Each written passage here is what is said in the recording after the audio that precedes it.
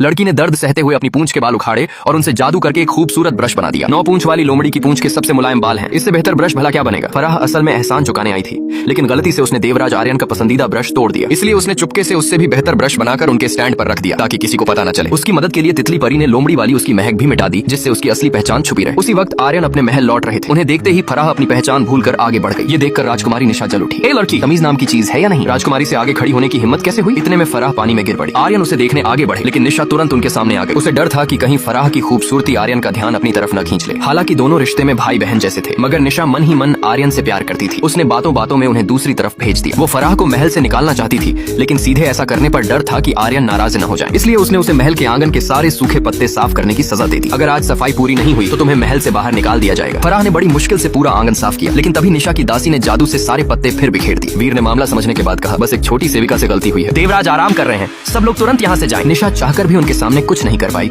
और गुस्से में वहाँ से चली गई। इस तरह फराह बड़ी मुश्किल से बच गई। लेकिन एक बात अच्छी हुई, आर्यन को उसके बनाए फूलों वाले केक का स्वाद इतना पसंद आया कि वो बार बार पूछने लगे कि इसे बनाया किसने है। मगर निशा बेशर्मी से सारा श्रेय खुद ले गई। इतना ही नहीं, उसने फराह को आदेश दिया कि मिठाई बनाने का पूरा तरीका उसे बताए। उसे लगा था कि इससे वो आर्यन को खुश कर देगी, लेकिन जब उसने वही मिठाई बनाई तो स्वाद बिल्कुल अलग निकला। उसमें वो खास एहसास ही नहीं था। आर्यन के सामने उसकी खूब बेइज्जती हुई। गुस्से में तिलमिलाई निशा तुरंत फराह के पास पहुंची। तुमने मेरी बेइज्जती करवाने की हिम्मत कैसे की? फराह ने शांत होकर कहा, मैं आपकी मजाक उड़ाने की हिम्मत नहीं कर सकती राजकुमारी। बस हर इंसान के हाथ का स्वाद अलग होता है। लेकिन निशा जिद पर अड़ गई। अगर आर्यन को तुम्हारे हाथ का स्वाद पसंद है तो मुझे बिल्कुल वैसा ही चाहिए।